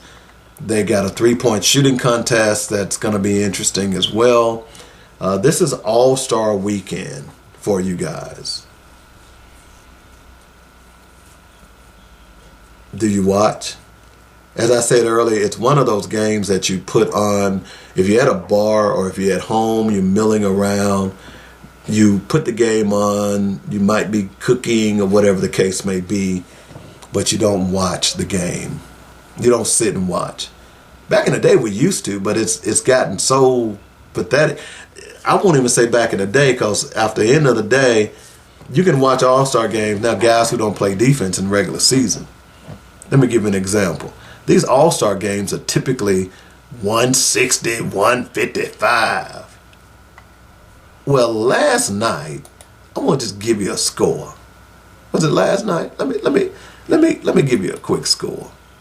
Okay. If it'll come up. Yeah, here it is. On the 15th, which was last night, the Golden State Warriors played the Utah Jazz. You know what the score was? By the way, Golden State scored 48 points. in the second quarter alone. The Jazz scored 39 points in the first quarter. They scored 35 in the fourth quarter. The final score was 140-137. Ain't nobody playing defense. Nobody. Nobody. Clay had 35. Colin Sexton had 35. Let me pull up this box. Okay, let me pull up this box. Okay. Unbelievable. Keontae George had 33. Oh, wow. Clay had 35. Curry had a measly 16. Here's why I'm saying this. I don't watch all, because that game is going to be like 175 to 171. I ain't watching that mess. Ain't nobody playing no defense. I can watch that mess during the regular season. And I'm telling you, if the league is not careful, they're going to run a lot of fans away. Nobody wants to see y'all come down and play horse. They just don't want to see that. I know I don't. I want to see some defense. I want to see some Wembeyamas. Now, it might be interesting that you might want to watch the rookie game. Wembeyamas playing. That might be a better game, to be totally honest, because those guys are probably going to play. In fact, I'm probably going to tune that in just to see what Wembanyama does. I just might do that. Okay? All right, we got to get out of here. Hope you all enjoyed the show. Don't forget, next Sunday at 3 p.m. Central, 4 p.m. Eastern, we're going to be doing a Grants and Federal Assistance Seminar, Empowering Your Organization to Succeed. We're going to teach you the 5 funding sources. We're going to teach you how to write proposals. We're going to do a lot of stuff. It's only $30. You go anywhere else, you're going to pay a minimum of $100 per person. And by the way, if you register early, you will get a free copy of the seminar, so you can go back and look at it and ask questions and so on and so forth. All right? Go out to eventbrite.com. If you don't know what that is, call me up and I'll guide you to the right place at 615-554-0568. Hope you all enjoy the rest of your day. And don't forget Black Focus Radio, noon to 2 p.m. Monday, right here on JoyNetRadio.com. Y'all have a great day.